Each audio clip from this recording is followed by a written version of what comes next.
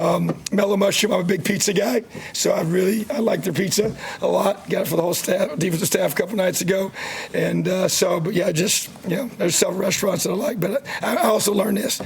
Don't name too many names because then you offend the ones you don't name. So you got to be careful with that. But so that's those are two that I've probably been to Zaxby's like 30 times already. So, but just went last night again. It's a good choice. Yes, it is. I love their chicken. Big barbecue fan? Yeah. I've not been to a barbecue place yet. You got any recommendations? All right, good. There we go. I love it. You been down the hill yet? I have not. Okay, I've watched a lot of video just to get some coaching pointers. I've seen some guys skipping down the hill.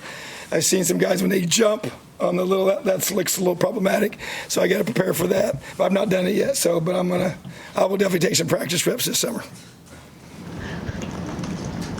Anyone else for Coach? One other player. Peter Woods, I guess, what stands out about him that you've seen? Yeah, he's a Davis difference maker. He's powerful. He definitely is better inside. He's just a guy that's got a rare combination of power and explosiveness and twitch and a really big body. He moves laterally quickly. He's able to do some things that a lot of guys can't do. So he's pretty unique and special. And so to me, I think that the biggest thing is we're just trying to get him to the point where he can play at a high level for more reps. That's what I want to see him do. I want to be able to be in position where he can play at a level I know he can play at and do it consistently. And I just think that he can be as great as he wants to be. And so love him, love how hard he practices, love how hard he works. And he's buying into the things that we're challenging him to do. And I think I know he's really excited about our scheme and how we're going to play him. And I think that it's going to maximize what he does best. So we're going to be able to allow him to be very aggressive and very attacking. And I think that's going to fit him really, really well. So yeah, he's one that I'm, very, very excited about. And he's going to be a game changer for us. Drew Landon from Clemson Sports Community. What would you say stands out about this freshman class of defenders? Yeah, I just think that, Amari to me he's the biggest one that stands out. So I just think that he's, very, very unique in regards to just not many guys can walk into a college of this caliber and our standard of performance on game day and physically stick out, and be like, hey, who's that guy, and so because it's one of those things where even though I knew who he was and met him, that we did our first mat drill workout, I was just like, man, he's bigger than I even thought he was, and he moves so much better than even watching his high school film. So I was like, this kid's unbelievable. So, but yeah, he's really, caught your eye. But I just think like anything else, you bring in guys here that are going to have a lot of accolades in high school, and that's great. But at the same time, it's what you do once you get here. So those things all get erased. So it's a good group that we're going to have as a great foundational class to be able to build off of my first year here and to be able to develop those guys. And obviously what they become is what matters most, and how they finish and whatever their star rating is when they leave, that's the only thing that really matters. So but I think they align with what Coach Swinney's built here culturally, which I love.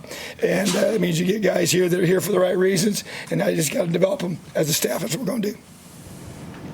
And for the freshman class, what do you get to get the nerves off them because they're going into their first game of the season?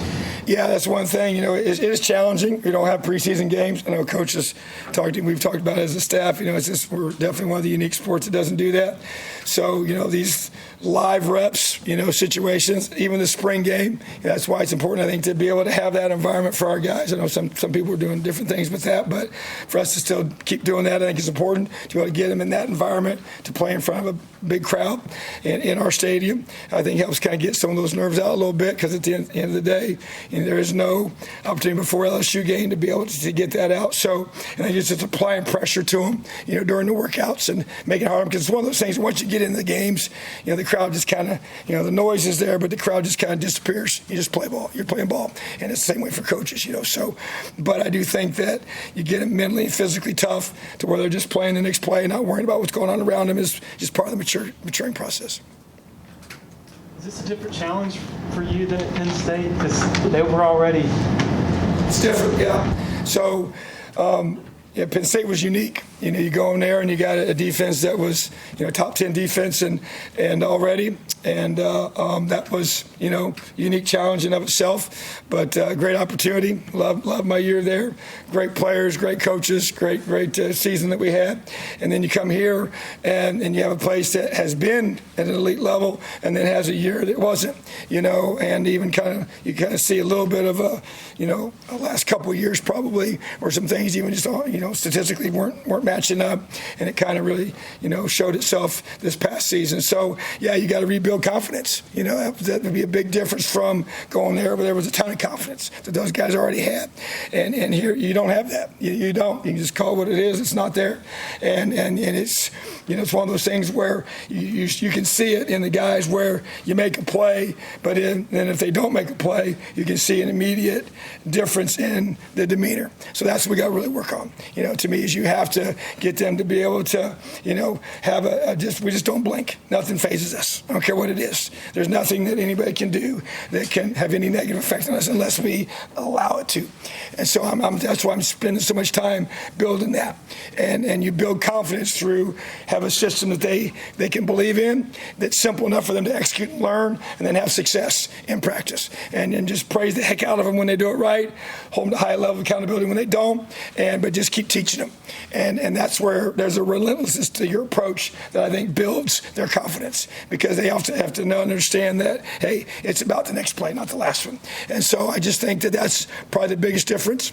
And you have to be able to build it over time. And then also it's unique because you're going against some of the best receivers in the country and one of the best quarterbacks in the country, every single day. And obviously during spring practice, you're going to work on your run game, but there's a lot. You got 7-on-7. We had team pass today, and so a lot of opportunities to throw the ball in space and make the plays in space. And so you get tested every day. And we got some of the best receivers I've ever been around on this team, which is awesome. I love that. We got one of the best quarterbacks in the country, and I love that. So because I know that's a prerequisite to having a great team. You got to have a great quarterback. So I just know that we got to do a great job. We got to do our part of the end of the deal, and that is play great defense. So got to build that confidence, and that's a daily process. And we're definitely not near where we need to be, but I do feel like we're taking baby steps right now to be able to build that confidence in this group. Got time for about 2-3 more for Coach, if anybody has any. It's just building that confidence. You've had an aggressive defense in the past. Allowing them to play with that mentality, do you think that helps? It does. So when you keep it simple, it lets them play fast, and their confidence grows, And so to me, that's been the formula my whole coaching career defensively, is fast and physical. And when you keep it simple, the guys can process fast, quickly, and they can get their eyes right, and they can just go. When you're not quite sure what you're doing, you're not going to be near as aggressive nor near as physical. And you're going to miss tackles. Why? Because you're going to be out of position. So it just kind of snowballs, So to me, it all starts with a simple scheme that they can understand and they can master. And then you convince them, man, you play with just relentless effort every snap, no matter what. And that becomes the expectation. And there's so many times, even I watched, first couple practice from a year ago, and I was just like, this isn't it. This is not the way this is supposed to be. And so, and we showed them. And I showed the coaches, and we said, this has to change immediately.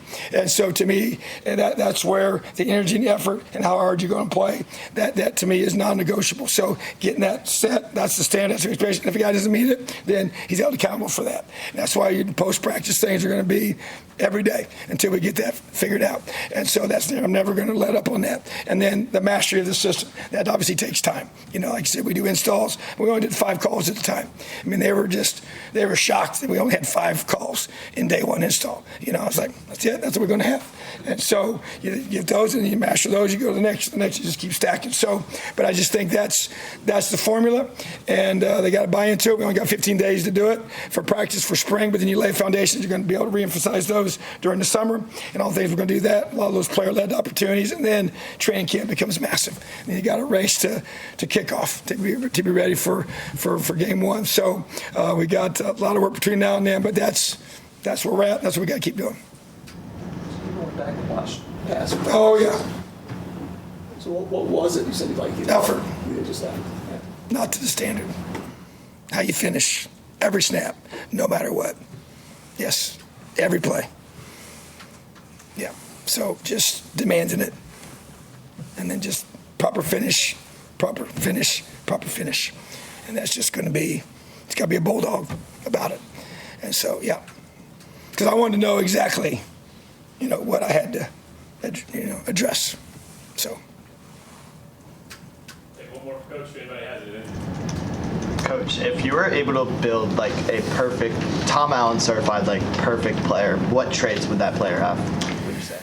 Well, to me, number one, I would say that he has an unbelievable passion to be great.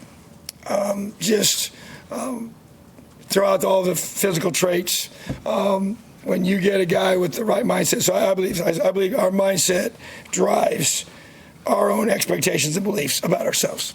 And so I want a young man that believes that if I do the little things right, I'm going to be a elite special player. And obviously there's the physical traits that go into that, okay? But that's a mindset that you have. But you got to want that. And to me, it's like, okay, so the first step is wanting it. And then I want somebody that has the work ethic that aligns with that. Okay, is he willing to do the little things? They call it dirty hard work in the dark. Is he willing to do little things when nobody's watching? On Saturday, at night, watching extra film, doing all the little things in that weight room. I watch the guys work out. So when I'm doing I do elliptical every single day in the morning when they're lifting, and then I go down there and talk to them, see them, and I'm watching to see how they do each lift. The effort that they give even when the coach is right there with them or when he's not, especially when he's not. Do they do all the sets they're supposed to do? Are they getting the full, is the technique done the right way, full extension? And I pull guys aside if I don't see what I'm supposed to see, even things like that. Because I'm looking for habits. I'm watching the kid even today. One of our coaches got on him, and I saw a negative body language from that response when he was corrected. So immediately went right over to him and addressed it.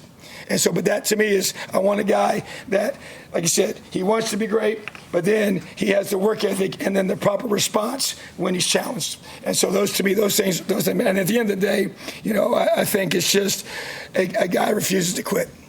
That to me would just be a guy, I don't care what happens, he's going to fight and fight and fight and fight regardless, and just keep believing in himself and the guys around him and the people, and that's the mindset part I said is second thing. And so I think those things stick out to me, and I think we got a lot of guys like here that have those qualities. I really do. I think Coach has attracted guys like that. Now it's my job to be able to push them and take them to the higher level, because we got a bunch of guys. If we want to have an elite defense, we got a bunch of guys that got to go from where they are right now up to here, and it's my job to get them there, and that's what we're going to do. And you do that by just consistent, relentless attention to detail and leaving nothing. You don't ever let anything slip, and that to me that's the key. Because sometimes you just get weary of that as a coach, even. That's just human nature. I can't allow that to happen, and I got to do that with our coaches. So I'm coaching our coaches the same exact way, and so we do. Even our staff, we're trying to get that accomplished as well, because I can't do it all. So they obviously have their influence in their position groups, but I'm the leader. I got to set the tone. So even that, I gave our coaches books to read, just like our players. Okay, I gave each coach 2 of those books. Okay, and so same thing is just about what you fill your mind with, helping them become better husbands and fathers, being the men they were created to be. And that to me it's not just the players, it's the coaches, it's the whole side of the football. And to me, that's what we do. That's what I do, and so I'm going to keep doing that. All right. Thanks, Coach. Appreciate you guys.